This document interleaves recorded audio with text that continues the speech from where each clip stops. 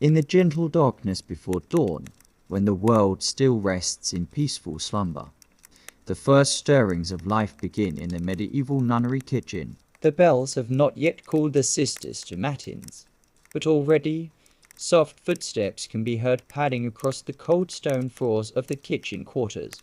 Sister Margaret, the cellarer responsible for the nunnery's food stores, awakens naturally in these quiet hours before the community rises. Her internal rhythm, shaped by decades of monastic life, draws her from her simple bed in the small chamber adjacent to the kitchen. The air is crisp and still, carrying the faint scent of yesterday's bread and the lingering fragrance of dried herbs hanging in neat bundles from the wooden beams overhead. She moves slowly, deliberately, in the manner of one who has learned that haste has no place in the contemplative life. Each movement is a prayer in itself, each task a meditation on service to God and community. The wooden floor creaks softly under her bare feet as she makes her way to the central hearth, where the embers from the previous evening still glow with a gentle warmth. The kitchen itself is a marvel of medieval efficiency and sacred purpose. Built of local stone, with walls nearly 3 feet thick, it maintains a steady temperature even in the depths of winter. The vaulted ceiling rises high above, disappearing into shadows that dance gently in the flickering light of oil lamps. Along the walls, wooden shelves hold an array of earthenware pots, iron cooking vessels, and wooden implements worn smooth by countless hands. Sister Margaret begins her morning ritual by tending to the fire. She selects pieces of seasoned oak from the neat fire beside the hearth, each log chosen with the care of one who understands that good cooking begins with good heat. The wood catches slowly, flames licking upward with a soft, almost musical crackling. The growing light illuminates the kitchen gradually, revealing the ordered world in which the sisters create their daily sustenance. On the long wooden table that dominates the center of the kitchen, yesterday's tasks have been completed and cleared away. The surface, worn smooth by generations of use, bears the gentle patina of countless meals prepared in service to the divine. Above, copper pots hang from iron hooks, their surfaces gleaming dully in the firelight. Each pot has its purpose, its place in the daily rhythm of communal feeding. As the fire grows stronger, Sister Margaret fills a large iron kettle with water from the stone cistern in the corner. The water is clear and cold, drawn from the spring that has supplied the nunnery for over 2 centuries. She sets the kettle over the flames, where it will slowly come to a gentle boil, providing the first necessity for the day's cooking. The scent of wood smoke begins to fill the kitchen, a comforting fragrance that speaks of warmth and nourishment to come. Through the narrow windows, set high in the walls, the first pale hints of dawn can be glimpsed. The world outside remains wrapped in morning mist, but here in the kitchen, the day's work has begun with quiet purpose. Sister Margaret moves to the pantry, a cool chamber carved into the thick stone walls. Here, the nunnery's stores are kept in perfect order. Sacks of grain stand in neat rows, their contents protected from moisture and vermin by tight-fitting wooden lids. Wheels of cheese made by the sisters themselves age slowly on wooden shelves. Clay vessels hold preserved fruits, pickled vegetables, and the precious salt that makes so much of their food possible. She selects the ingredients for the morning's first meal with careful consideration. Each choice reflects not only the practical needs of the community, but also the spiritual calendar that governs their lives. Today is an ordinary day in the season, neither feast nor fast, so the sisters will receive their usual allocation of bread, ale, and simple fare. The grain for today's bread was ground yesterday evening, the flour carefully sifted and set aside in wooden bowls covered with clean linen cloths. Sister Margaret examines the flour, running it through her fingers to check its texture. The wheat came from the nunnery's own fields, tended by the lay sisters and workers who labor alongside the choir nuns in the rhythm of seasonal tasks. Water begins to simmer in the kettle, sending gentle wisps of steam into the cool air. The sound is barely audible, a soft murmuring that blends with the crackling of the fire and the distant sound of wind through the cloister gardens. This is the soundtrack of the medieval kitchen, quiet, purposeful, marked by the natural rhythms of fire and water, grain and growth. As the kitchen slowly warms, Sister Margaret begins to measure out the day's bread. Each loaf must provide exactly 1 pound of bread per sister, as prescribed by their rule. She works with wooden measures worn smooth by use, each motion economical and precise. There is no waste in this kitchen, no excess, but neither is there want. The balance reflects the middle way of monastic life, neither luxury nor deprivation, but sufficiency blessed by grateful hearts. The dough from yesterday's mixing sits beneath linen cloths, having risen slowly through the cool night. Sister Margaret uncovers each bowl, examining the texture with the eye of one who has kneaded thousands of loaves. The yeast, wild and captured from the air itself, has worked its quiet miracle, transforming simple ingredients into the staff of life. She begins to shape the loaves, her hands moving with the practiced grace of decades. Each portion of dough receives the same gentle attention, the same careful forming. The rhythm of the work is meditative, repetitive motions that free the mind for prayer and contemplation. This is the genius of monastic life, finding the divine in the most ordinary tasks, transforming daily work into acts of worship. The shaped loaves are placed on wooden boards, ready for the ovens that will soon be heated. The bakehouse stands separate from the main kitchen, a precaution against fire that has saved many a monastery from destruction. But for now, in these quiet pre-dawn hours, the loaves rest and continue their slow rise, patient as the sisters themselves. Outside, the bells of the Nunnery church begin their first call of the day. Matins approaches, the night prayer that marks the formal beginning of the monastic day. Soon, the corridors will fill with the soft rustle of habits as the sisters make their way to choir. But in the kitchen, the work continues in its own rhythm, the preparation of daily bread keeping its own sacred time. Sister Margaret moves to tend the fire once more, adding wood with careful attention to the needs of the flames. Too much and the heat will be excessive.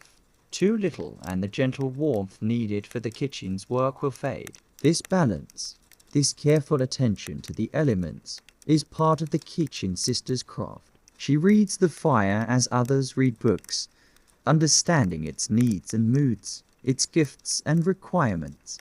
The water in the kettle has reached a rolling boil, ready for the first tasks of the day. Steam rises steadily, disappearing into the darkness of the vaulted ceiling. The warmth spreads slowly through the kitchen, fighting back the nighttime chill, preparing the space for the community's daily sustenance.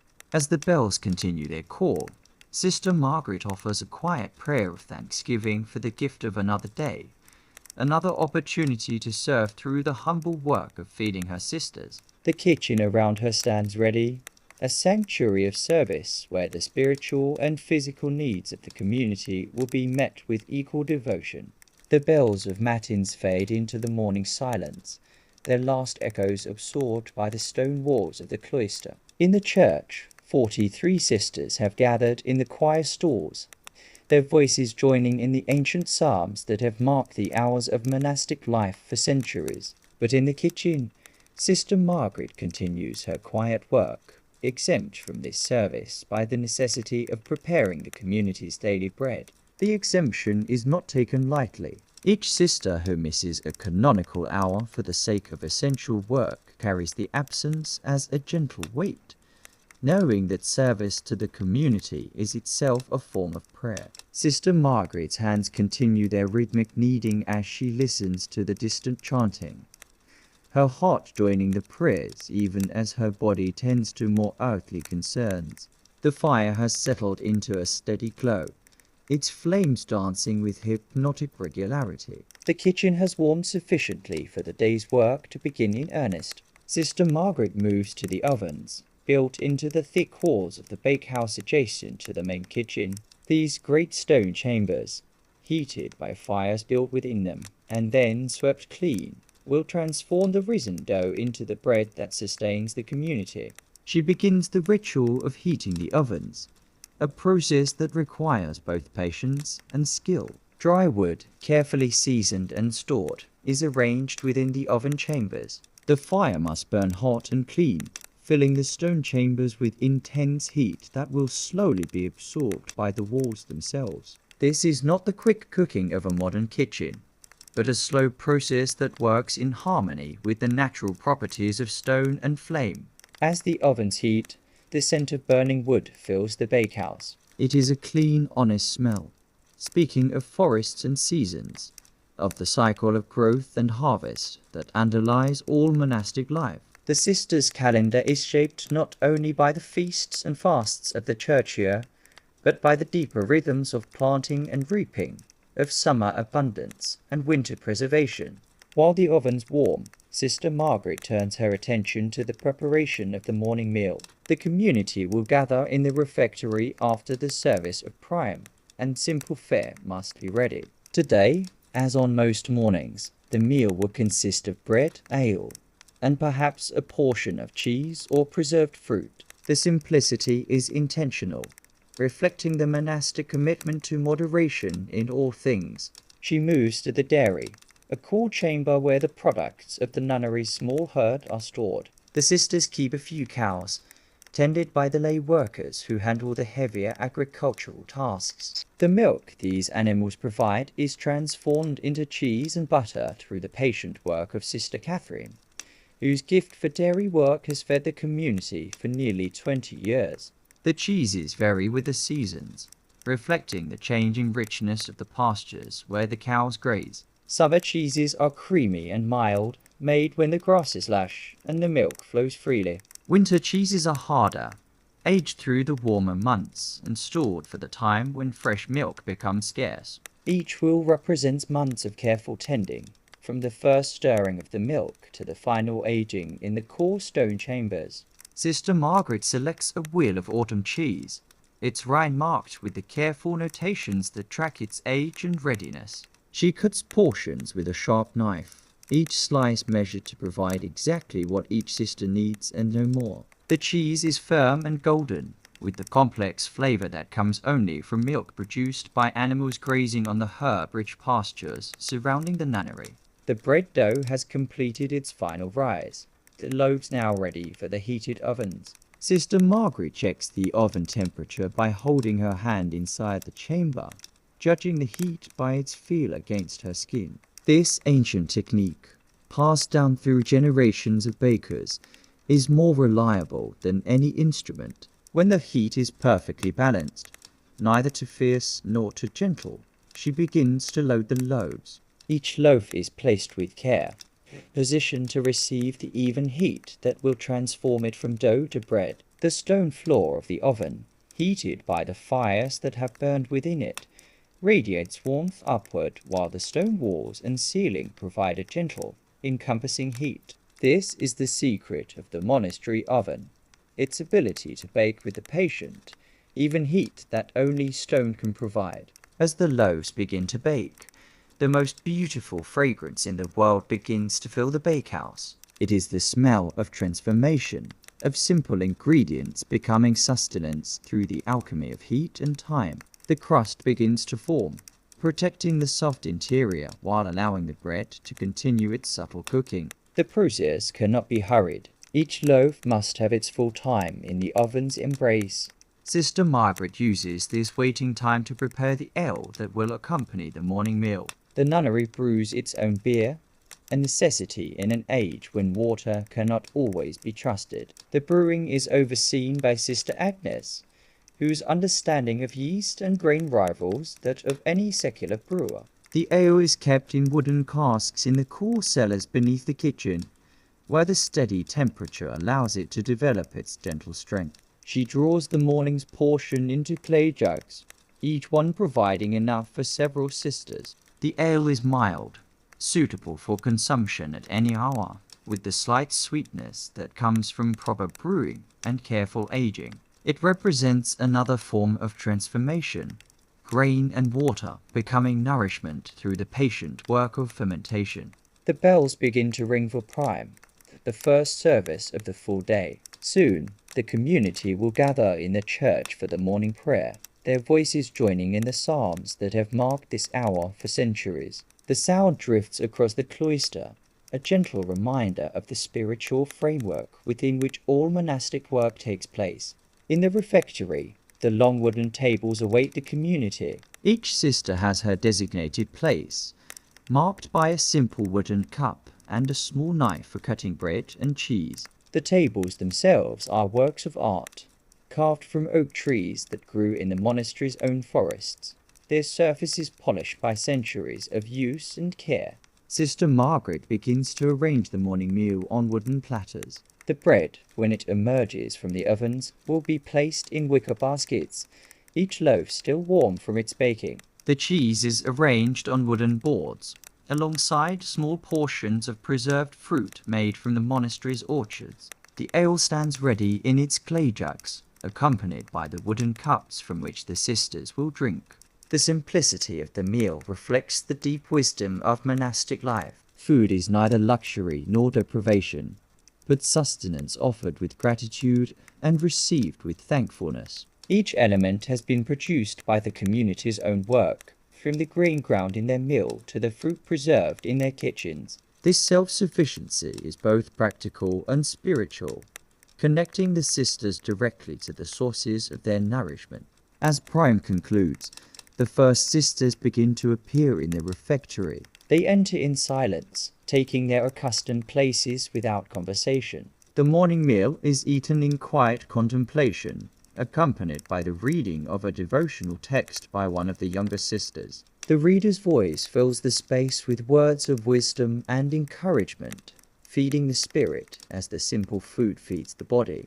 Sister Margaret serves the meal with the same careful attention she brings to all her work. Each sister receives exactly her portion, neither more nor less than the rule prescribes. The bread is still warm from the ovens, its crust crisp and its interior soft and fragrant. The cheese provides richness and substance, while the ale offers gentle refreshment.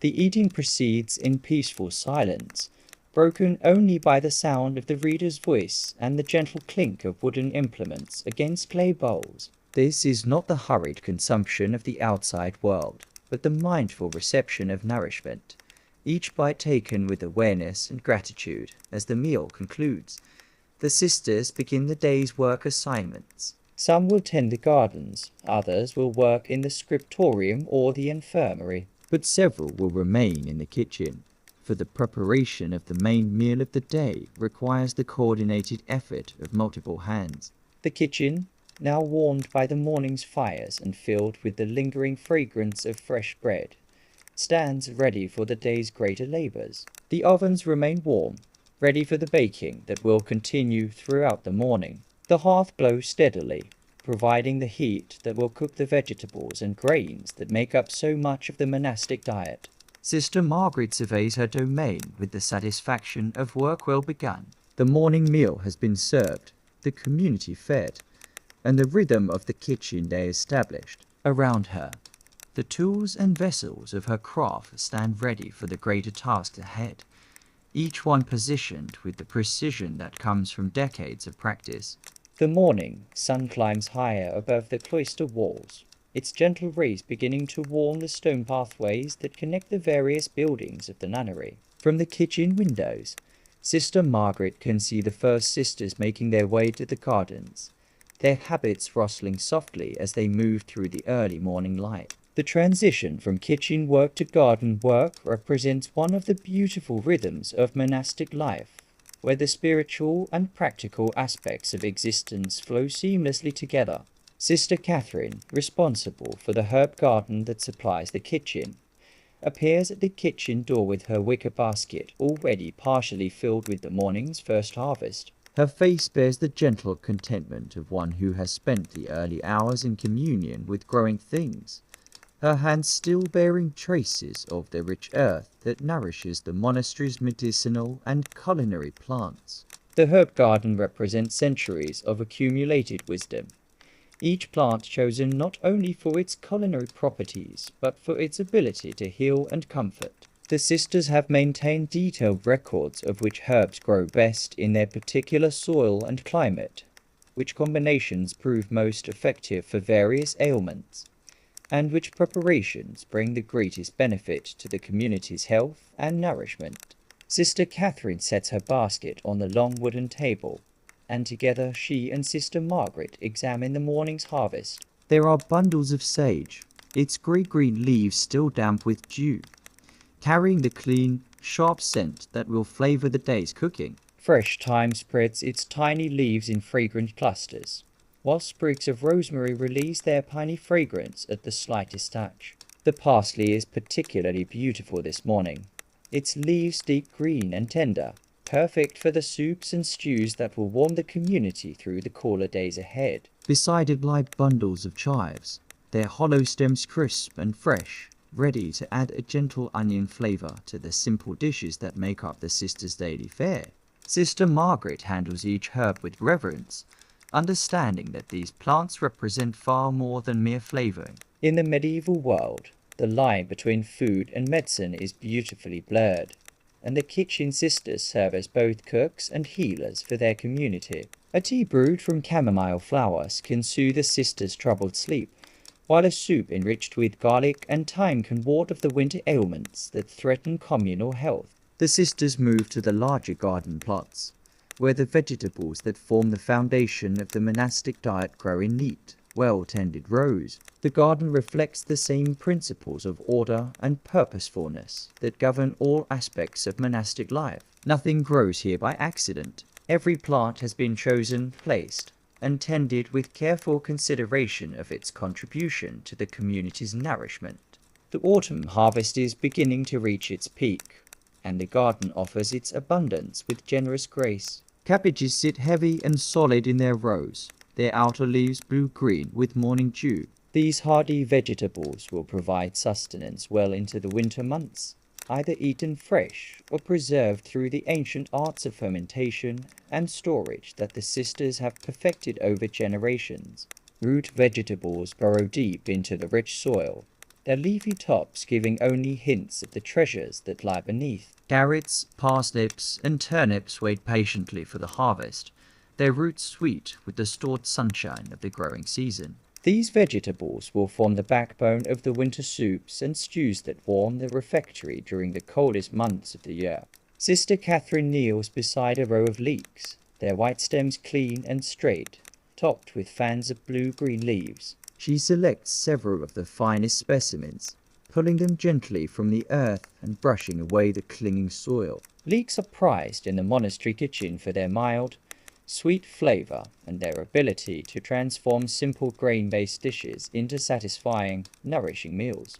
The onion bed offers its own treasures, bulbs that have been drying in the field for several weeks, their papery skins rustling softly in the morning breeze. These onions, along with their smaller cousins, the shallots, will provide flavor and nutrition throughout the winter months. They represent one of the kitchen's most valuable resources, capable of transforming the simplest ingredients into satisfying, flavorful dishes. Bean plants climb tall wooden poles, their pods hanging heavy with the promise of protein that will supplement the sisters' primarily grain-based diet. Some pods are ready for immediate use, their beans tender and sweet, perfect for the fresh vegetable dishes that grace the refectory table during the harvest season. Others will be left to dry completely, providing the dried beans that will cook slowly in winter pots, filling the kitchen with their earthy, satisfying aroma. Sister Margaret selects vegetables with the practiced eye of one who has planned countless meals, choosing variety and balance over mere quantity. Each vegetable must play its part in the day's menu, contributing not only its own unique flavor and nutrition, but also its color and texture to the visual harmony of the meal. The sisters work together in comfortable silence, their movements synchronized by years of shared labor. There is no need for conversation. Each understands her role in the gentle choreography of harvest and preparation. The morning air carries the sounds of their work, the soft rustle of leaves, the gentle thud of vegetables being placed in baskets, the whisper of footsteps on the garden paths.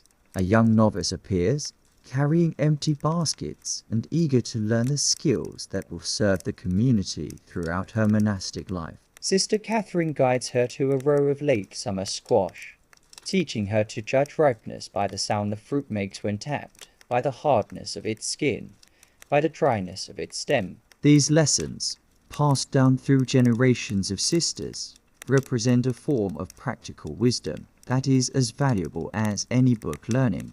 The fruit trees that line the garden walls are heavy with autumn's bounty. Apple trees, carefully pruned and tended, offer fruit that ranges from the early varieties perfect for immediate consumption to the late apples that will keep through the winter months when stored in the cool cellar chambers. Each variety has its purpose, its season, its particular contribution to the community's nourishment. Pear trees contribute their own sweet gifts, some varieties ready now for immediate enjoyment, others needing time to ripen in storage. The sisters have learned to work with the natural rhythms of each fruit, harvesting at exactly the right moment to maximize both flavor and keeping quality.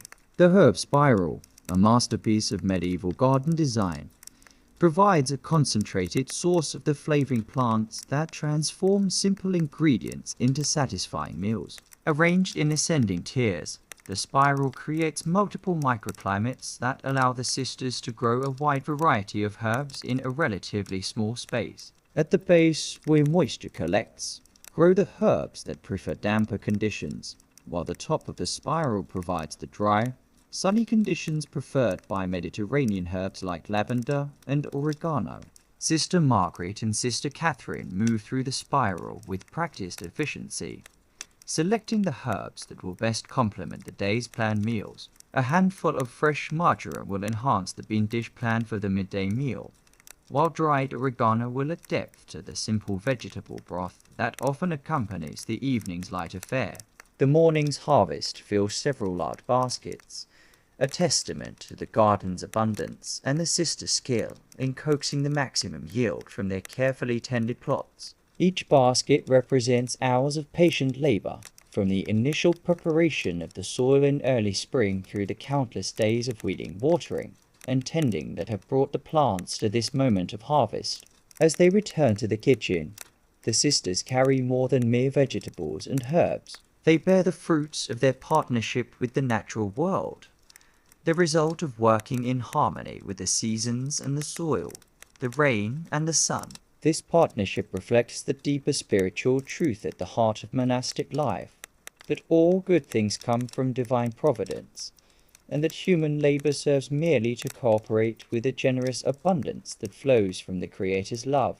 The kitchen awaits their return, the fires burning steadily, the water heating slowly in great iron pots. The morning's bread has cooled on its wooden boards, filling the air with the lingering fragrance of successful baking. The stage is set for the transformation of the garden's gifts into the nourishing meals that will sustain the community through another day of prayer and service.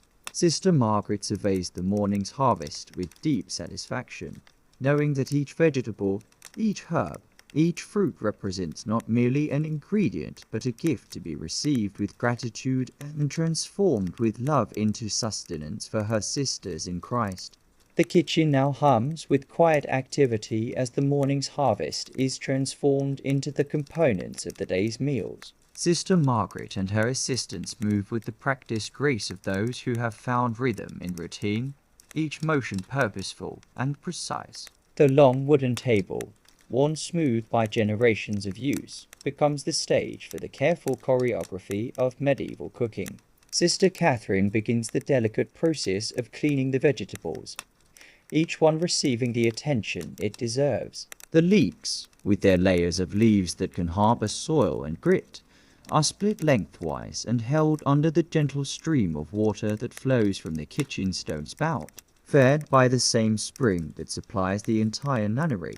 This water is clean and cold, perfect for the careful washing that precedes all food preparation. The cleaning process is meditative in its thoroughness.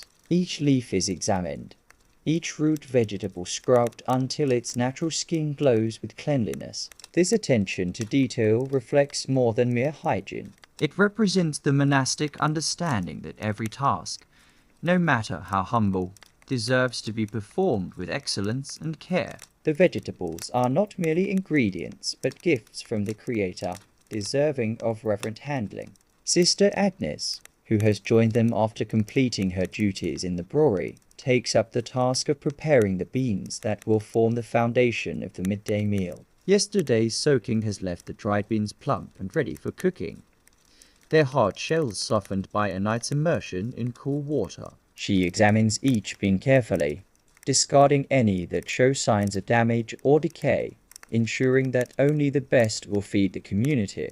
The beans are placed in a large iron pot, one of the kitchen's most precious possessions, forged by the local blacksmith specifically for the nunnery's use. The pot is perfectly sized to cook for the entire community without waste. Its iron construction ensures even heating, while its generous proportions allow the beans to cook slowly and thoroughly, developing the rich, creamy texture that makes them so satisfying. Water is added to the pot, measured not with instruments, but with the practiced eye of one who has cooked countless such meals. The level must be sufficient to keep the beans covered throughout their long, slow cooking, but not so much as to create a watery, flavorless result. This balance, like so many aspects of medieval cooking, depends on experience and intuition rather than precise measurement. Sister Margaret begins the preparation of the herbs that will flavor the bean dish. Fresh thyme is stripped from its woolly stems, the tiny leaves releasing their distinctive fragrance as they are crushed gently between her fingers. A few bay leaves, dried from last summer's harvest, are selected for their ability to add depth and complexity to long-cooked dishes. The onions, harvested that morning from the garden, receive careful attention as they are prepared for cooking. Sister Catherine's knife work is a study in efficiency and safety, each cut precise and purposeful. The onions are diced into uniform pieces that will cook evenly, their sharp fragrance filling the kitchen and promising the sweet, mellow flavor they will contribute to the finished dish. A small amount of precious salt is measured out, its crystals bright white against the dark wood of the preparation table. Salt is one of the kitchen's most valuable commodities, obtained through trade with merchants who travel the great roads connecting monastery to monastery, town to town. Every grain is precious, used sparingly, but with understanding of its power to enhance and preserve. The preparation of vegetables follows patterns established over centuries of monastic cooking. Carrots are cut into pieces sized to cook through completely but retain some texture, while turnips are prepared to contribute their slightly sharp, earthy flavor to the community pot. Each vegetable is prepared with attention to its unique characteristics, its particular contribution to the harmony of the whole dish. Sister Agnes tends to the fire beneath the bean pot, adjusting the flames to provide a gentle, steady heat that will slowly transform the hard beans into creamy sustenance. This is not the fierce heat of rapid cooking, but the patient warmth that allows flavors to develop and textures to evolve naturally. The fire itself becomes a partner in the cooking process, its warmth measured and controlled to serve the needs of the dish. The herbs are added to the pot in a specific order, each one introduced at the moment when it will contribute most effectively to the final result. The bay leaves go in early, their subtle fragrance requiring time to permeate the cooking liquid. The thyme follows, its more delicate flavor protected from the harshness of too much heat by being added later in the process. While the beans begin their slow transformation, attention turns to the preparation of the bread that will accompany the meal. The morning's baking has produced loaves with perfect crusts, golden brown and crisp, protecting interiors that are soft and fragrant. Sister Margaret examines each loaf carefully, ensuring that the baking has been uniform and complete. The bread is sliced with a sharp knife, each piece cut to provide exactly the right portion for each sister. The slicing requires skill, as the bread must be thick enough to provide substantial nourishment, but not so thick as to represent waste or excess. The freshly cut surfaces reveal the beautiful texture of properly made bread, with the small, even holes that indicate good fermentation and careful handling of the dough. The kitchen fills with the mingled aromas of cooking beans, fresh herbs, and cooling bread. These scents speak of nourishment and comfort, of human skill working in partnership with natural abundance to create sustenance for body and soul. The fragrance carries beyond the kitchen walls, drifting through the cloister and reminding the sisters at their various labors that the midday meal is taking shape under the careful hands of their kitchen sisters. Sister Catherine begins the preparation of a simple vegetable broth that will provide additional nourishment for those sisters whose health requires extra attention. The infirmary maintains its own small kitchen, but often the main kitchen provides special preparations for those who are recovering from illness or whose age requires gentler fare. The broth begins with the careful selection of the most tender vegetables, those whose flavors will extract easily and whose textures will not overtax delicate digestions. Young carrots, their sweetness concentrated by careful growing, are sliced thin to release their essence quickly. Tender leek leaves, too delicate for the robust cooking of the main meal, find their purpose in this gentler preparation. Water is heated to the precise temperature that will draw forth the vegetable flavors without harshness, the heat controlled by Sister Catherine's experienced judgment. She watches the pot carefully, adjusting the fire as needed to maintain the gentle simmer that will create a clear, flavorful broth without cloudiness or excessive reduction. The morning's work continues with the steady rhythm that characterizes all monastic labor. Each task flows naturally into the next, each sister's contribution fitting seamlessly into the larger pattern of community nourishment. There are no wasted motions, no unnecessary words, only the peaceful efficiency of those who have found their calling in service to others. As the beans slowly cook and the broth develops its delicate flavor, the kitchen sisters turn their attention to the final preparations for the midday meal. Tables must be checked, serving vessels prepared, and the timing coordinated so that all elements of the meal will be ready simultaneously.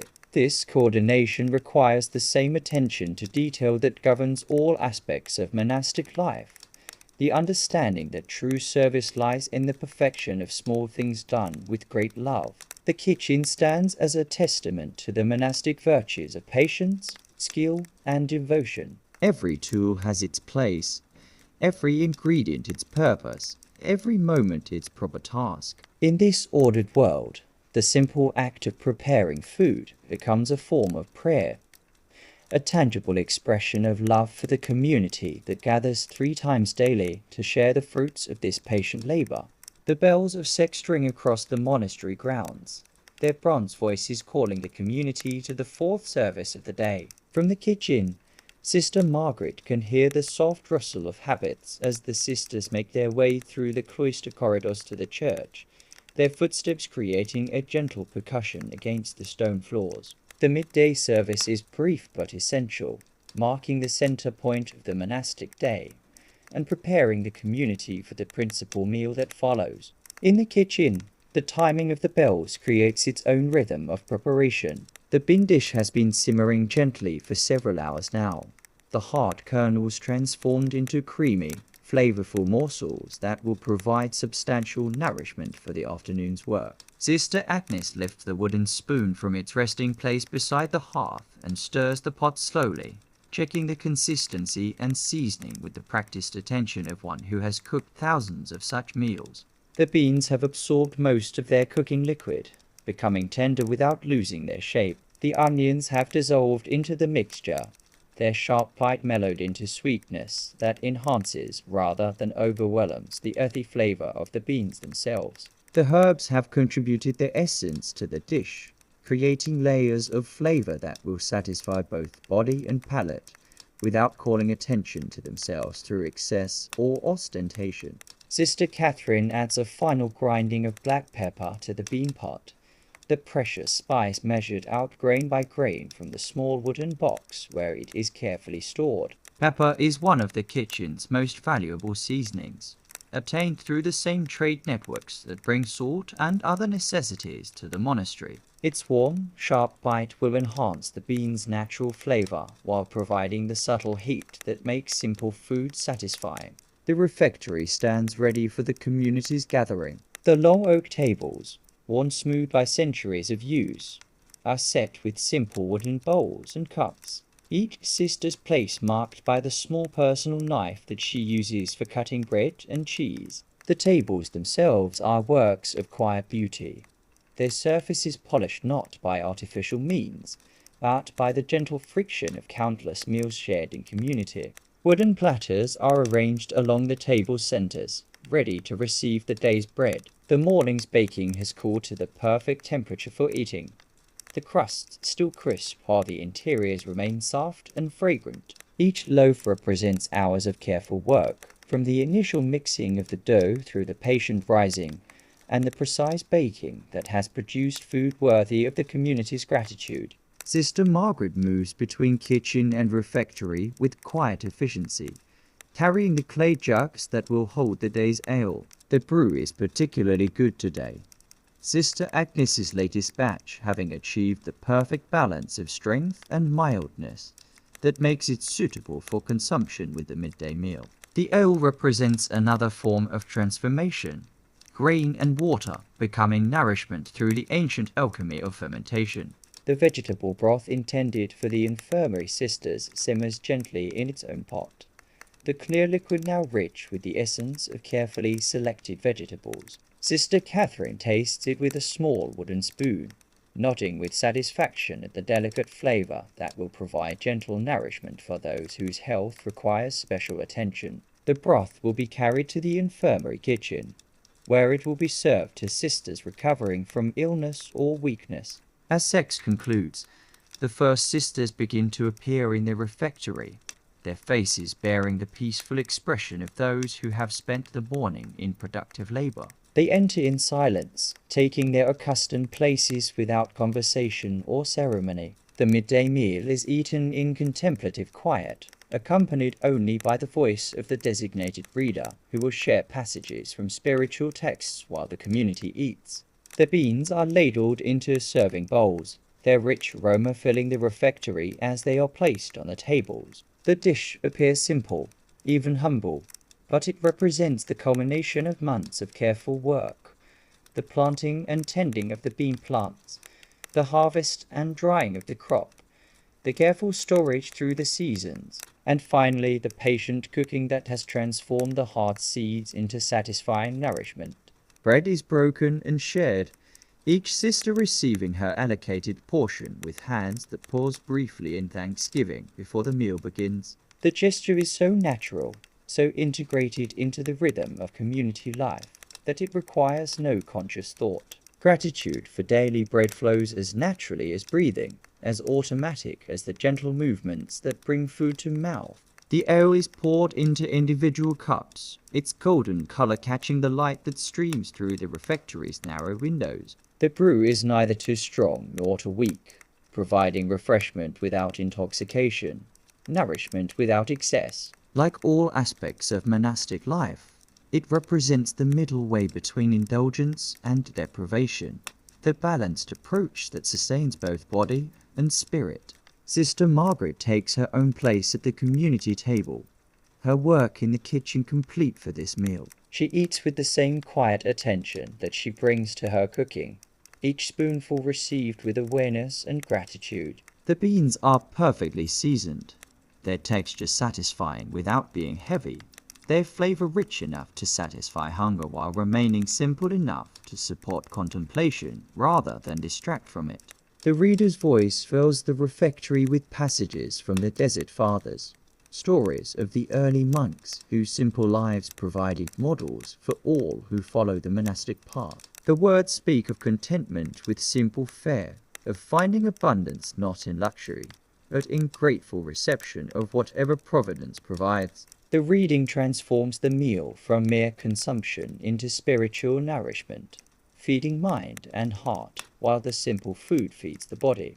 Around the refectory, 43 sisters eat in peaceful silence, each focused on her own interior dialogue with the divine. The meal provides a natural rhythm for this contemplation, the simple acts of eating and drinking creating space for prayer and reflection. There is no hurry, no distraction, only the gentle communion of shared nourishment and shared silence. The quality of the silence itself is remarkable, filled not with tension or awkwardness, but with the profound peace that comes from lives lived in harmony with deeper purposes. Each sister brings to the common table her own unique relationship with the divine, yet all participate in the same fundamental rhythm of gratitude and nourishment, service and contemplation. As the meal progresses, Sister Margaret's thoughts turn to the afternoon's tasks. The evening meal, though simpler than the midday fare, will require its own careful preparation. Vegetables must be prepared, bread checked and, if necessary, supplemented with additional baking, and the constant tending of fires and maintenance of the kitchen's equipment continued. The work never truly ends. It simply flows from one necessary task to another in the eternal rhythm of community care. The beans disappear slowly from the serving bowls, each sister taking exactly what she needs and no more. There is no competition for the food, no anxiety about scarcity, only the peaceful trust that comes from knowing that provision has been made for all. This trust extends beyond mere food to encompass the entire structure of monastic life. The confidence that comes from surrendering individual will to the wisdom of community and rule. When the last spoonful has been eaten and the final crumb of bread consumed, the sisters rise together in response to a subtle signal from the priories. The meal has ended as quietly as it began, with no unnecessary words or gestures, only the natural conclusion of shared nourishment. The bowls and cups will remain on the tables for the kitchen sisters to collect, while the community disperses to the afternoon's appointed tasks. Sister Margaret remains behind with her assistants, beginning the process of clearing the refectory and preparing for the evening meal. The midday service of feeding the community has been completed successfully, but the rhythm of kitchen work continues without pause, already turning toward the next opportunity to provide nourishment and sustenance for the sisters who have dedicated their lives to prayer and service. The refectory stands empty now, its long tables cleared of the remnants of the midday meal. Wooden bowls and clay cups wait in neat rows, ready to be washed and prepared for the evening's simpler fare. The afternoon light streams through the narrow windows, casting gentle shadows across the worn surfaces where the community has shared countless meals in contemplative silence. Sister Margaret and Sister Catherine begin the peaceful ritual of cleaning and preparation that follows each meal. The wooden bowls, smooth from decades of use, are carried to the washing station where heated water waits in large clay vessels. The washing process is thorough but gentle, each bowl receiving the same careful attention that characterized its filling just minutes before. The water used for washing has been heated over the kitchen fires, warmed to exactly the right temperature for effective cleaning without waste of precious fuel. Sister Catherine adds a small amount of soap made by the sisters themselves from ash and animal fat, a process that transforms waste materials into something useful and necessary. The soap creates gentle suds that lift away any remaining traces of food while being kind to both hands and wooden implements. Each vessel is washed, rinsed in clean water, and set aside to dry on wooden racks positioned to catch the afternoon breeze. The drying process is natural and unhurried, allowing the moisture to evaporate gradually while preserving the wood from the cracking that might result from too rapid temperature changes. These bowls and cups represent significant investments of time and skill, crafted by local artisans specifically for the monastery's use, and their careful maintenance ensures decades of faithful service. The kitchen fires are banked, but not extinguished, their coals glowing gently beneath a layer of ash that will preserve the heat for the afternoon's cooking needs. This careful management of fire represents one of the most crucial skills in the medieval kitchen, where lighting a new fire from scratch is time-consuming and fuel is never wasted. The steady glow provides warmth for the kitchen while being ready to burst into flame when fresh wood is added. Sister Agnes turns her attention to the preparation of the evening meal, which follows the monastic tradition of being simpler and lighter than the midday fare. Tonight, as on most evenings, the sisters will gather for a meal of bread, cheese, and perhaps a simple vegetable preparation that will provide nourishment without the heaviness that might interfere with the evening prayers. The bread supply is checked carefully, each loaf examined to ensure that it remains fresh and suitable for the evening meal.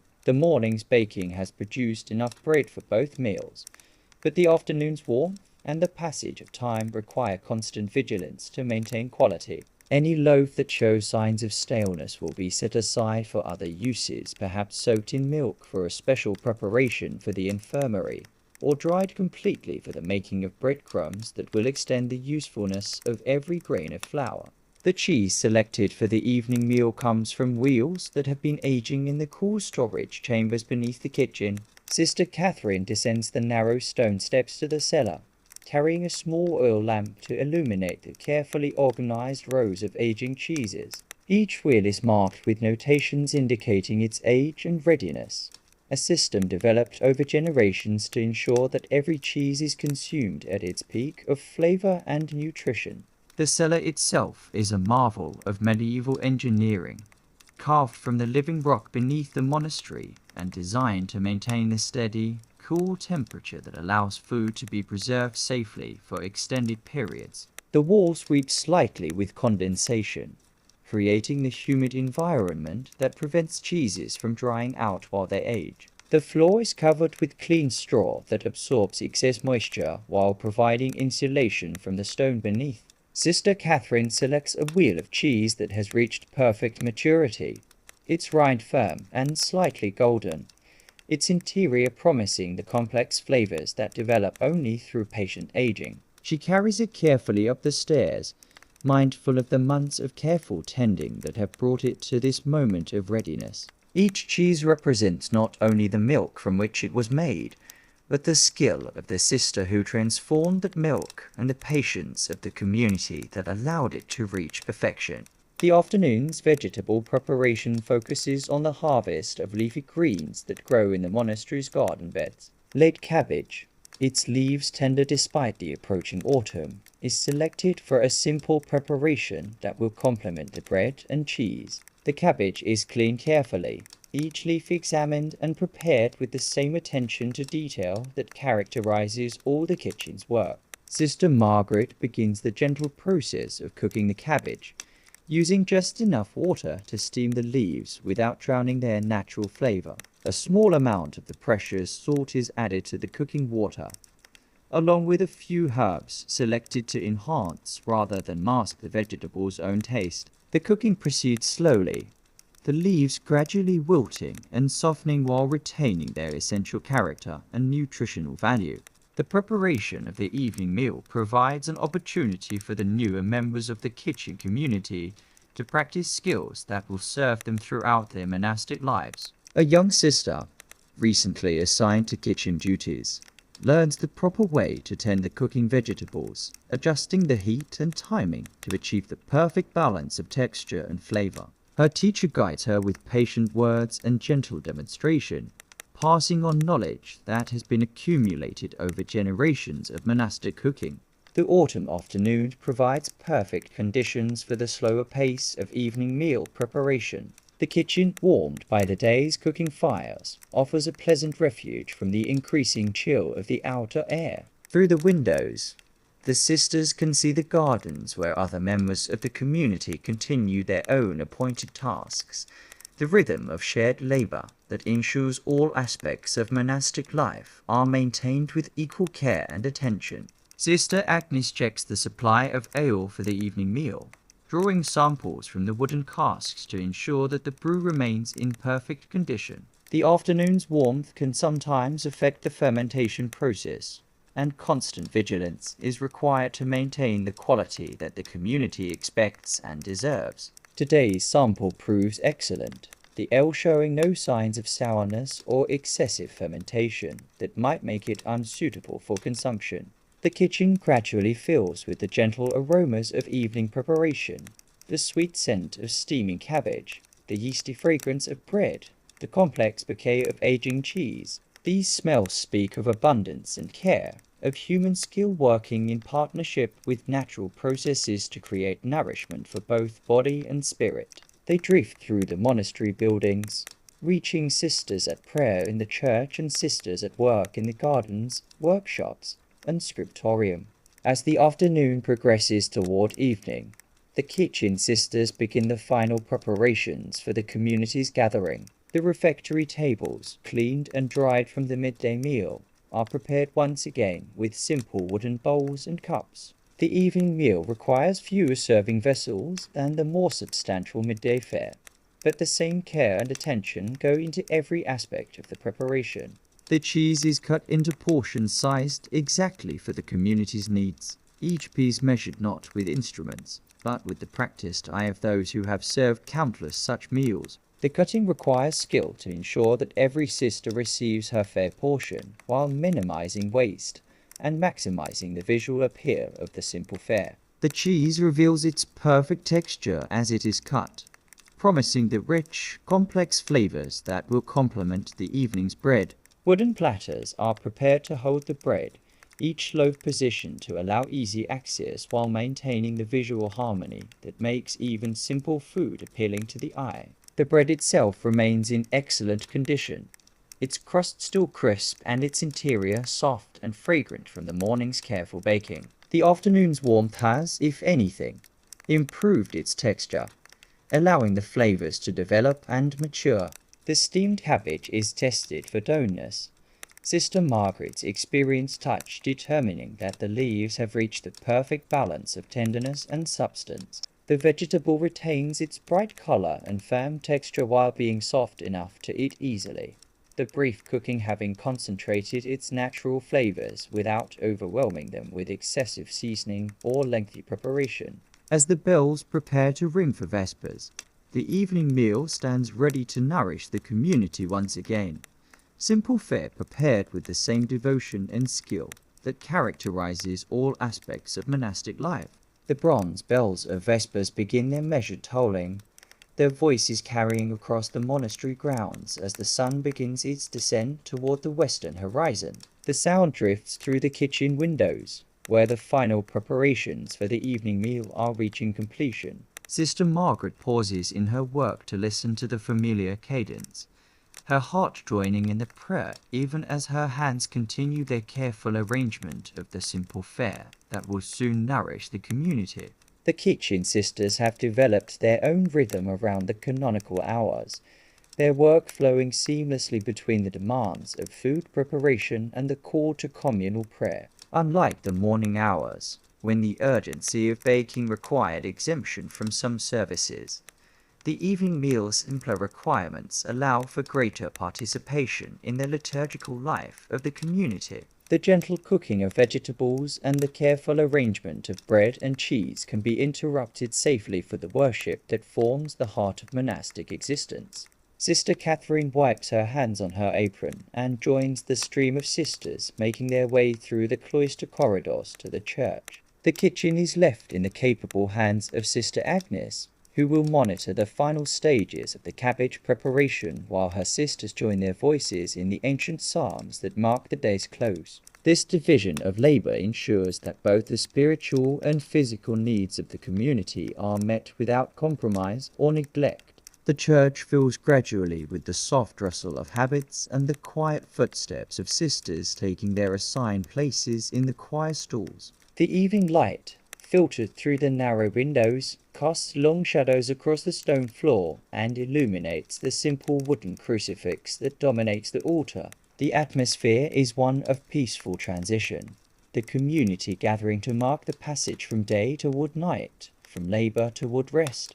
In the kitchen, Sister Agnes tends to the remaining tasks with meditative attention. The cabbage has reached perfect tenderness, its leaves soft enough to eat easily while retaining enough substance to provide satisfying nourishment. She removes the pot from the fire, allowing the vegetables to rest in their own gentle heat, while the cooking liquid reduces to exactly the right consistency. The voices of the community rise in the ancient chants of Vespers, their harmonies drifting through the stone walls and reaching the kitchen where Sister Agnes continues her quiet work. The sound connects her to the worship even as her duties keep her physically apart, demonstrating the monastic understanding that all honest labor when performed with proper intention, becomes itself a form of prayer. The refectory waits in readiness for the community's return. The evening light streaming through the windows illuminates the wooden tables, set with the simple elegance that characterizes all aspects of monastic life. Wooden bowls and cups stand in perfect alignment, each sister's place prepared with the same care that marked the midday meal. The simplicity of the setting reflects the contemplative nature of the evening gathering, where nourishment serves as preparation for the night prayer that will conclude the day. Fresh bread is arranged on wooden platters, the morning's baking having maintained its quality throughout the day. The crusts remain crisp while the interiors have continued to develop flavor and texture, the slow chemical processes of properly made bread improving its eating quality even as it ages. Each loaf represents not only the morning's labor, but the accumulated wisdom of generations of sisters who have perfected the art of creating nourishing bread from simple ingredients. The cheese, cut into precise portions, waits on its own wooden serving boards. The afternoon's selection has proved excellent, the aging process having created exactly the complex flavors and creamy texture that make simple food deeply satisfying. The cheese represents months of careful work, from the initial milking through the patient processes of transformation and aging that have created this moment of perfect readiness. Sister Agnes samples the cooking liquid from the cabbage, finding it reduced to exactly the right concentration. The gentle simmering has concentrated the vegetables' natural flavors while creating a light broth that will add moisture and taste to the simple meal. She adjusts the seasoning with a final pinch of salt, the precious mineral enhancing rather than overwhelming the delicate vegetable flavors. The service of Vespers concludes with the familiar prayers that mark the transition from day to evening, the community's voices joining in words that have been spoken by countless generations of religious men and women. The prayers acknowledge the gifts of the day just past while seeking divine protection for the night ahead, a rhythm of thanksgiving and supplication that shapes each day's ending. The sisters begin their quiet procession from church to refectory, their faces bearing the peaceful expression of those who have completed another day's faithful service. They enter the dining hall in the same contemplative silence that marked the midday meal, taking their accustomed places without conversation or ceremony. The evening meal provides another opportunity for communal nourishment while maintaining the atmosphere of prayer and reflection that characterizes monastic life. Sister Margaret and Sister Catherine return from Vespers to find the kitchen in perfect order. Sister Agnes, having completed all necessary preparations while maintaining the careful standards that ensure every meal reflects the community's dedication to excellence in service. The vegetables are ready for serving, their color and texture exactly right for the evening's simple fare. The steamed cabbage is ladled into serving bowls, its fresh green color and delicate aroma promising gentle nourishment after the day's labors. The preparation is simple but perfect, the vegetables cooked just enough to make them easily digestible while preserving their essential character and nutritional value. The cooking liquid has concentrated the delicate flavors while adding just enough substance to transform simple cabbage into satisfying nourishment. Clay jugs filled with fresh ale are positioned along the refectory tables, the brew maintaining its perfect quality despite the day's warmth. Sister Agnes has drawn the ale with careful attention to its clarity and condition, ensuring that each jug contains the mild, refreshing drink that provides both nourishment and hydration for the evening meal. The wooden cups wait beside each sister's place, ready to receive the golden liquid that represents another form of the kitchen's transformative art. The reader takes her position at the lectern, preparing to share passages that will feed the spirit while the simple food nourishes the body. Tonight's selection comes from the writings of the Desert Fathers, whose wisdom about finding contentment in simplicity speaks directly to the monastic heart. The words will flow over the quiet meal like a gentle stream, connecting the physical act of eating to the deeper spiritual hungers that draw souls to the monastic life. Sister Margaret moves quietly through the refectory, ensuring that every detail is perfect for the community's gathering. The wooden platters of bread are positioned for easy access, the cheese portions arranged with attention to both practical needs and visual harmony. The steamed cabbage waits in serving bowls, its fresh color and delicate aroma promising gentle nourishment after the day's faithful labors. The evening meal proceeds with the same contemplative rhythm that marked the midday gathering, but with a gentler quality that reflects the day's approaching end. The food is simpler, the portion smaller, the entire experience designed to satisfy hunger without creating the heaviness that might interfere with the night prayer that will conclude the monastic day. Each bite is received with gratitude, each sip of ale appreciated for its refreshing quality. The bread maintains its morning freshness, the careful baking having created loaves that improve throughout the day as their flavors develop and their textures mature. The sisters break the bread with practiced movements, their hands automatically pausing in thanksgiving before bringing food to mouth. This gesture, repeated countless times throughout their monastic lives, has become as natural as breathing, as automatic as the beating of their hearts. The cheese reveals its perfect aging as it is consumed. The complex flavors that develop only through months of patient maturation providing rich satisfaction, despite the meal's overall simplicity. Each bite represents not only the morning's careful selection, but the accumulated wisdom of generations who have perfected the art of transforming milk into this concentrated form of nourishment and pleasure. The cabbage, cooked to exactly the right consistency, provides gentle sustenance that satisfies without overwhelming. The brief steaming has concentrated its natural sweetness while preserving the crisp texture that makes vegetables satisfying to eat. The light seasoning enhances rather than masks the vegetable's essential character, allowing its own goodness to shine through without artifice or excess. As the meal draws toward its quiet conclusion, the reader's voice continues to fill the refectory with words of wisdom and encouragement. The passages speak of finding abundance in simplicity, of discovering richness in poverty freely chosen, of the deep satisfaction that comes from lives lived in service to something greater than individual desire. The words weave through the gentle sounds of eating, creating a tapestry of nourishment for both body and soul. The last portions disappear from serving bowls and platters, each sister having taken exactly what she needs and no more. There is no waste, no excess, but neither is there want or scarcity. The balance reflects the deep wisdom of monastic life, the understanding that true abundance lies not in having more than enough, but in having exactly what is needed and receiving it with grateful hearts. Sister Margaret observes the peaceful conclusion of the evening meal with deep satisfaction. Another day's service to the community has been completed successfully.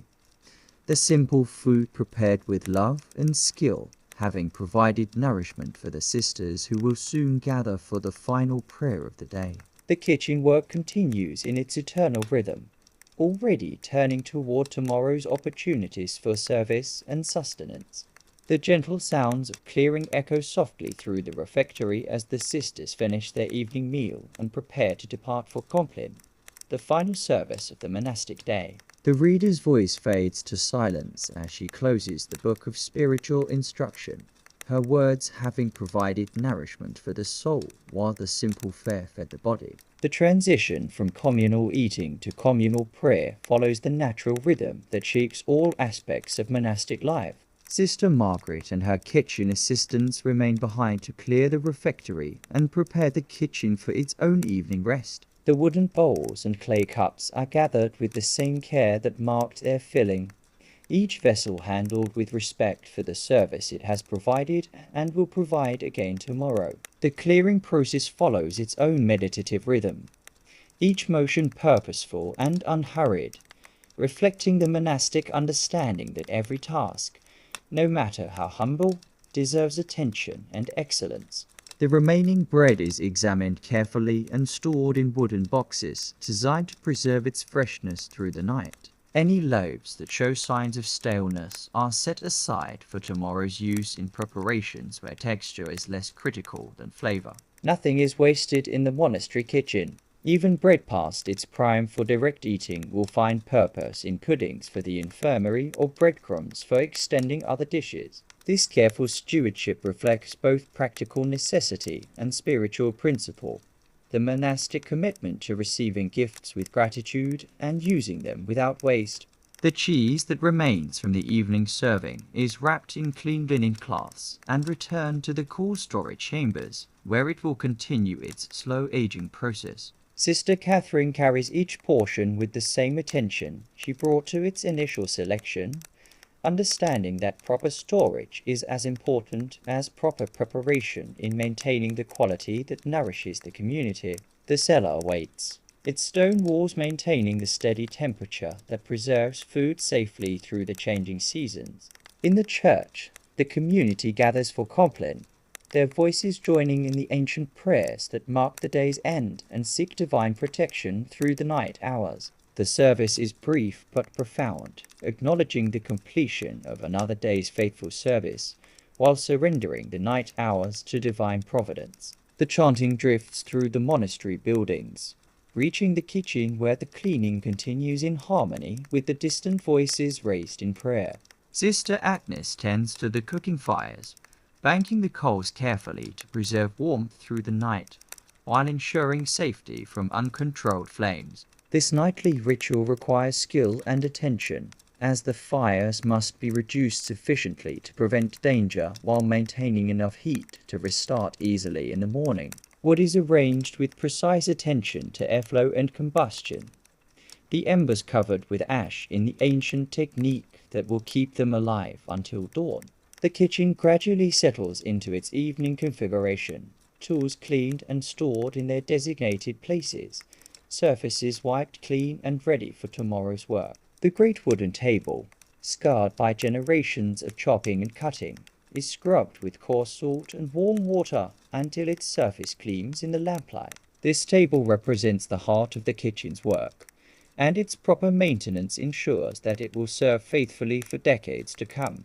The washing of the day's vessels takes place at the stone basin fed by the monastery spring. Sister Catherine works methodically through the wooden bowls and clay cups, each piece receiving thorough attention before being set aside to dry naturally in the cool evening air. The water used for washing runs clear and clean, eventually finding its way to the monastery gardens, where it will nourish tomorrow's vegetables in the endless cycle of use and renewal that characterizes monastic life.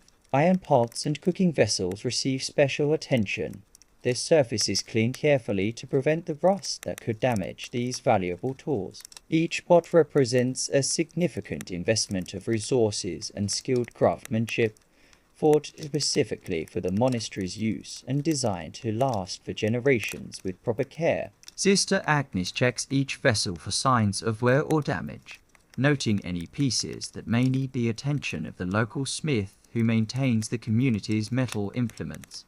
The refectory tables are wiped clean and prepared for tomorrow's meals, their wooden surfaces polished by centuries of use and countless careful cleanings. The tables themselves tell the story of the community's life, their scars and stains marking decades of shared meals and communal nourishment. Each sister's place is marked by the small personal items that identify her seat, the wooden cup carved with her initials, the simple knife that serves her daily needs. As Compline concludes, the first sisters begin to return from church, their faces bearing the peaceful expression of those who have completed another day in faithful service to their calling. They move through the cloister corridors with quiet steps, preparing for the night rest that will restore them for tomorrow's opportunities to serve. The monastery settles into the deep silence that marks the hours between Compline and the first bell of matins. Sister Margaret makes her final rounds through the kitchen and associated spaces, checking that all fires are properly banked, all tools stored safely, all food protected from spoilage or contamination. Her inspection follows patterns developed over decades of service, each detail noted and attended to with the care that prevents small problems from becoming larger ones. The kitchen stands ready for its own night rest, prepared to resume its essential service with the dawn. The oil lamps that have provided working light throughout the evening are carefully extinguished, their flames dying to leave only the gentle glow from the banked fires to illuminate the kitchen through the night hours. The darkness that settles over the workspace is peaceful rather than ominous, the natural conclusion to a day of productive labor. Tomorrow will bring its own tasks and challenges, but tonight the kitchen rests in the satisfaction of service well completed. The storage chambers are checked one final time, ensuring that all food supplies are properly secured and positioned for easy access in the morning. The grain bins are inspected for signs of moisture or pest activity. The cheese wheels examined for any changes that might indicate spoilage. The dried herbs hanging from the rafters rustle softly in the evening breeze, releasing gentle fragrances that speak of summer gardens and careful preservation. Sister Agnes secures the kitchen entrance, the heavy wooden door barred from within according to the monastery's nighttime security procedures. The kitchen holds valuable stores of food and cooking implements, resources that must be protected not only from thieves, but from the animals that might be attracted by stored grain and preserved foods. The security measures reflect the practical wisdom accumulated over centuries of monastic life.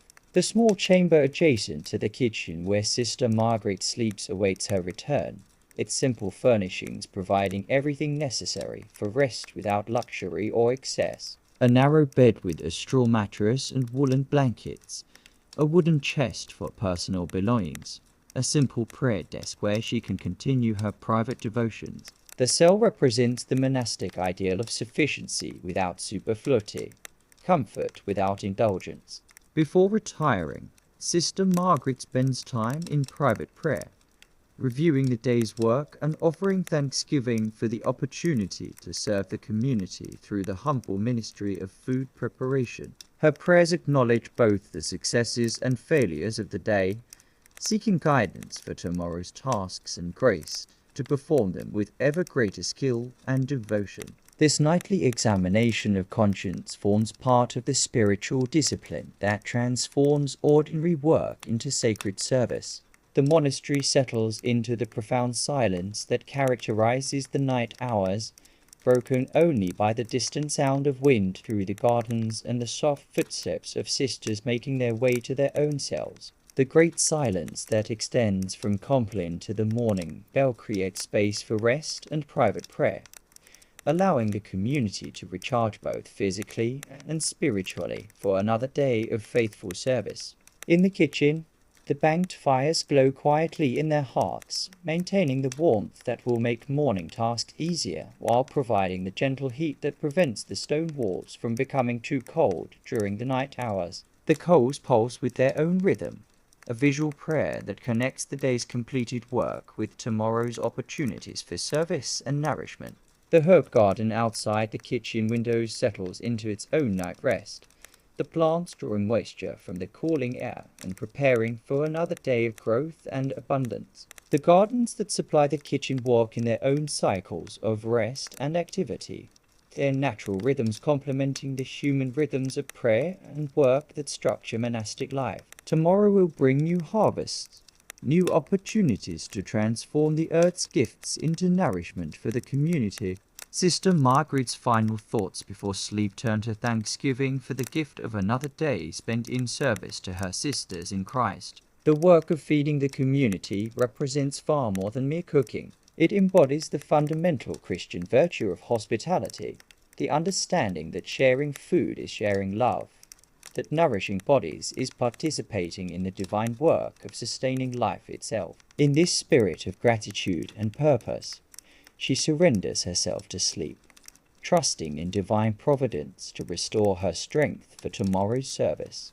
The monastery rests in profound silence, the kind of deep quiet that can only be found in places dedicated to contemplation and prayer. The night hours stretch between Compline and the PI dawn stirrings that will herald another day of service and devotion. In her small cell adjacent to the kitchen, Sister Margaret sleeps the peaceful sleep of those whose days have been spent in faithful labor, her rest untroubled by the anxieties that plague those who live without clear purpose or calling. The banked fires in the kitchen hearths continue their gentle vigil, the coals pulsing with soft warmth that prevents the stone chambers from growing too cold during the night hours. These carefully tended embers represent more than mere heat. They embody the continuity of service that characterizes monastic life, the understanding that today's work prepares for tomorrow's opportunities, that rest itself serves the larger purpose of renewal for further service. Outside the kitchen windows, the monastery gardens rest under the star-filled sky, the plants drawing moisture from the cooling air and preparing for another day of growth. The herb spirals and vegetable pots that supply the kitchen exist in their own rhythm of rest and renewal, their natural cycles complementing the human patterns of prayer and work that structure the monastic day. The earth itself participates in the rhythm of Sabbath, the divine pattern of work and rest that governs all creation. The grain stores, carefully secured in their wooden bins, wait patiently for tomorrow's transformation into bread and sustenance. Each kernel represents months of careful cultivation, from the spring planting through the summer, tending to the autumn harvest that filled the monastery's storage chambers. The grain embodies the partnership between human labor and divine providence, the cooperation that produces abundance from simple seeds planted in fertile soil. In the cool cellars beneath the kitchen, wheels of cheese continue their slow-aging process, the complex chemical transformations that create flavor and nutrition proceeding invisibly through the night hours. The steady temperature and gentle humidity of the stone chambers provide perfect conditions for this patient alchemy, where time itself becomes an ingredient in the creation of nourishment. Each wheel represents not only the milk from which it was made, but the accumulated wisdom of generations who have perfected the art of preservation. The dried herbs hanging from the kitchen rafters release their gentle fragrances into the night air, the concentrated essences of summer gardens providing both medicinal and culinary treasures for the community's use. These carefully preserved plants embody the foresight that characterizes monastic life, the understanding that abundance must be captured and stored during times of plenty to provide for seasons of scarcity. The monastery's water system continues its quiet work, the spring-fed channels that supply the kitchen maintaining their steady flow throughout the night hours. The sound of moving water provides a gentle counterpoint to the silence, a reminder of the natural processes that sustain all life and make human civilization possible. The clear, cold water represents one of the community's most precious resources, essential for cooking, cleaning, and the basic maintenance of health and hygiene. Deep in the night, while the community rests, the processes of fermentation continue their ancient work in the brewery chambers beneath the kitchen. The wild yeasts that transform grain and water into nourishing ale work their invisible magic, creating the mildly alcoholic beverage that provides safe drinking and gentle nutrition for the daily meals. This transformation, like so many aspects of monastic life, proceeds according to its own timeline, requiring patience and faith rather than hurried intervention. The kitchen tools rest in their appointed places, each implement positioned for efficient access when morning tasks begin. Wooden spoons worn smooth by countless stirrings wait beside iron pots that have simmered thousands of meals. Sharp knives rest in wooden blocks, their blades carefully maintained for the precise work of food preparation. These tools represent not merely functional objects but partners in the daily work of service, extensions of human hands dedicated to the ministry of nourishment. In the monastery church, the night hours are marked not by clock time, but by the eternal rhythm of prayer that connects the earthly community with the heavenly worship that never ceases. Though the sisters sleep, their hearts remain united with the continuous praise that rises from religious communities around the world, creating an unbroken chain of prayer that spans continents and centuries. The kitchen work participates in this cosmic liturgy, the daily preparation of food becoming itself a form of worship offered for the glory of God and the service of humanity.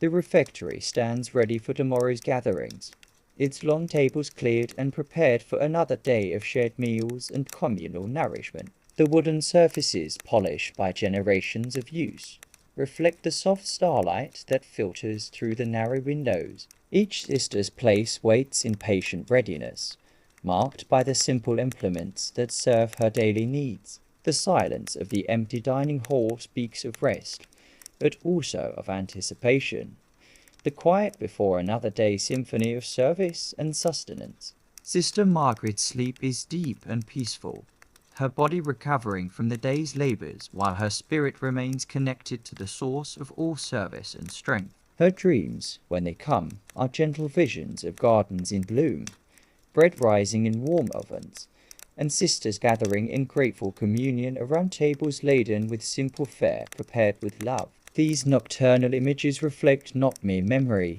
but the deeper spiritual reality of her calling, the understanding that feeding others is participating in divine love, made manifest in human care.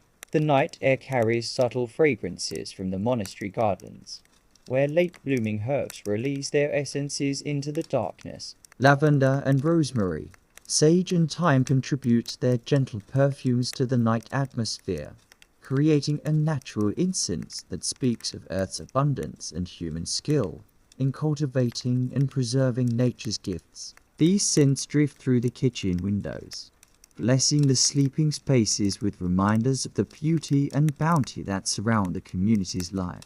The monastery cats, those practical companions who earn their keep by protecting the food stores from mice and rats, continue their own nocturnal vigil. Their presence in the kitchen and storage areas represents another aspect of the community's holistic approach to life, the understanding that humans and animals can work together in mutual benefit. The cats ask for little beyond shelter and the occasional scrap of food, providing in return the invaluable service of pest control that protects the precious grain and other supplies. In the infirmary kitchen, smaller in scale but no less important than the main cooking areas, the gentle processes of healing continue through the night. Special preparations for sick sisters rest in covered pots, their gentle broths and nourishing gruels designed to restore health and strength to those whose service to the community has been interrupted by illness or age. The infirmary kitchen represents the community's commitment to caring for its most vulnerable members, ensuring that even in weakness or sickness, each sister receives the nourishment needed for recovery. The monastery mill, powered by the same stream that supplies the kitchen's water, stands ready for tomorrow's grinding of grain into flour. The great stone wheels, perfectly balanced and precisely set, wait patiently for the grain that will be transformed into the basic ingredient for daily bread. The mill represents the monastery's commitment to self-sufficiency, the understanding that independence in essential needs provides both security and the opportunity to serve others from abundance rather than scarcity.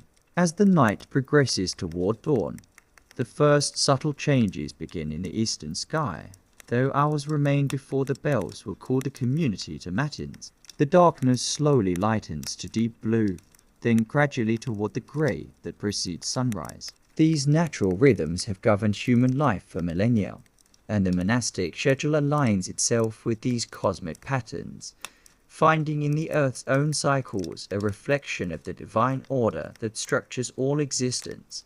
The bread ovens, built into the thick stone walls of the bakehouse, retain warmth from yesterday's baking, their thermal mass providing a reservoir of heat that will make morning tasks easier and more efficient. The ovens embody the wisdom of medieval engineering, their design perfected over centuries of use to provide consistent, even heat for the transformation of dough into the daily bread that sustains the community's life.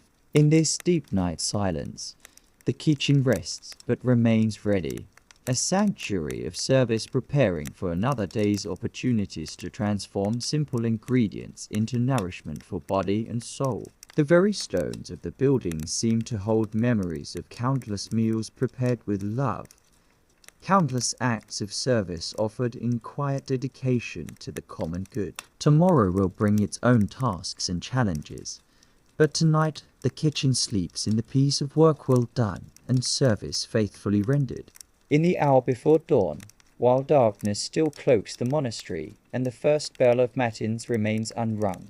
Sister Margaret stirs naturally from sleep. Her body, attuned by decades of monastic life to the rhythms of service and prayer, awakens without the jarring intrusion of artificial alarms. The transition from sleep to waking consciousness is gentle, marked by a natural turning of attention from rest toward the day's opportunities for faithful service. She rises quietly in her small cell, her movements practiced and economical in the darkness. The morning air carries the crisp promise of another day's work, another chance to participate in the ancient rhythm of transforming simple ingredients into sustenance for the community she serves. Through the narrow window, the first pale hints of dawn can be glimpsed on the eastern horizon, though the world remains wrapped in the peaceful silence of night's ending. The kitchen awaits her return, its familiar spaces ready for the day's labor. Sister Margaret makes her way through the corridors with quiet steps, mindful of her sleeping sisters, who will wake to their own calls to service in their appointed time. The monastery at this hour exists in a state of profound tranquility, the deep peace that comes from lives ordered according to eternal rather than temporal concerns, shaped by devotion rather than ambition. She enters the kitchen to find the banked fires still glowing softly in their hearts, the carefully tended coals having maintained their warmth through the night hours. This continuity speaks to the deeper rhythms that govern monastic life, where today's work builds upon yesterday's preparation and looks forward to tomorrow's needs. The embers pulse with gentle life, ready to burst into flame when fresh wood is added and the day's cooking begins in earnest. The first task, as always, is the rekindling of the fires that will power the day's transformation of raw ingredients into nourishing meals. Sister Margaret selects seasoned wood from the neat pile beside the hearth, choosing pieces that will catch easily and burn with the clean, hot flame needed for successful cooking. The ritual of fire building connects her to countless generations of cooks who have begun their days with this same essential task, this fundamental partnership between human skill and elemental force.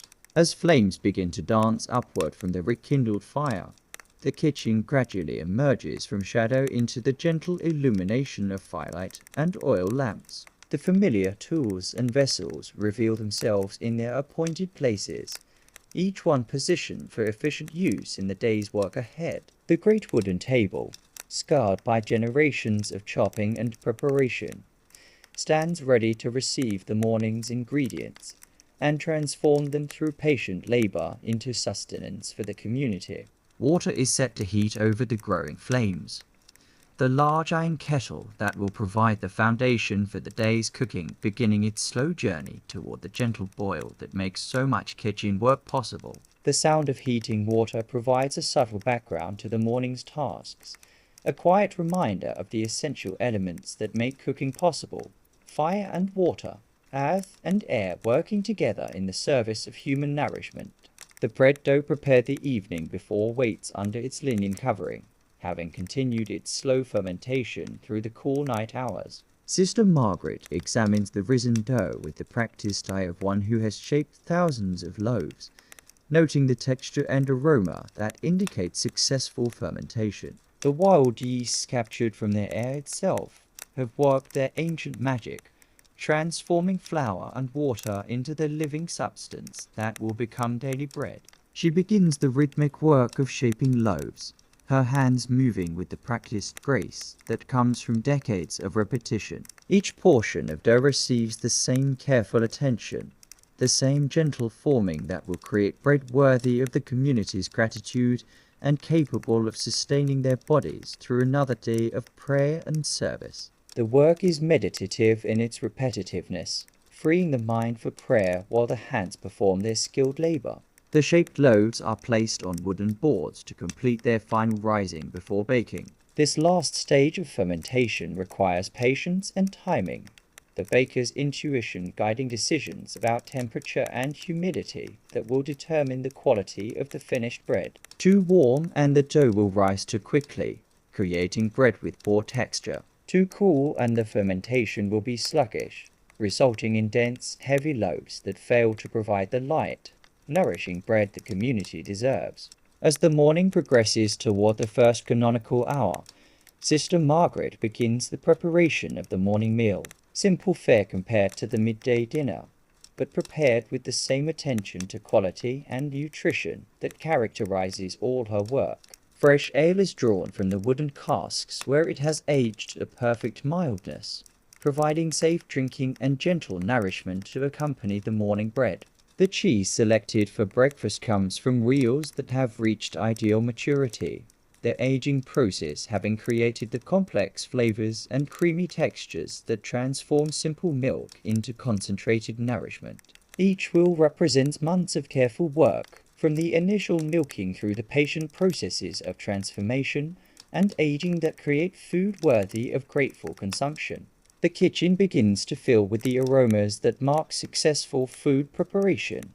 The yeasty scent of rising bread, the clean fragrance of heated water, the complex bouquet of aging cheese. These smells speak of abundance and care, of human skill working in harmony with natural processes to create sustenance from simple ingredients. They drift through the monastery buildings, reaching sisters at their morning prayers and reminding them of the material blessings that support their spiritual work. Sister Catherine arrives to assist with the morning's tasks, her own sleep having ended naturally in response to the internal rhythms that govern monastic life. Together, the two sisters work in comfortable silence, their movements coordinated by years of shared labor and common purpose. There is no need for extensive conversation. Each understands her role in the gentle choreography that transforms ingredients into meals. The bread ovens are heated according to the ancient rhythm that governs successful baking.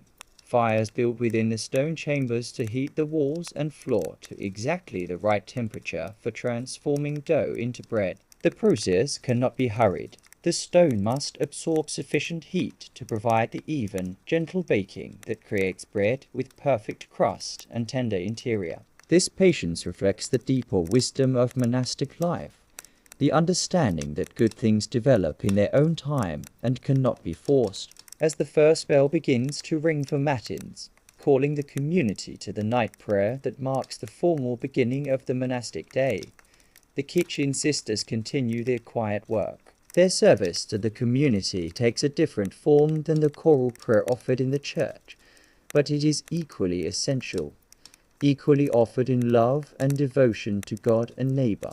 The preparation of daily bread represents its own form of liturgy, a practical prayer offer through skilled hands and grateful hearts. The morning meal takes shape under their careful attention, bread still warm from the ovens, cheese carefully portioned to provide exactly what each sister needs, ale drawn fresh from casks where patient fermentation has created gentle refreshment. Each element has been prepared with attention to both nutrition and flavor, simple ingredients elevated through skill and care into food worthy of the community's gratitude. The refectory stands ready to receive the community for their first shared meal of the day. Tables are set with wooden bowls and cups, each sister's place prepared with the implements she needs for eating. The morning light, still gentle and new, streams through the narrow windows to illuminate the simple elegance of the communal dining space, where food becomes the foundation for fellowship and gratitude.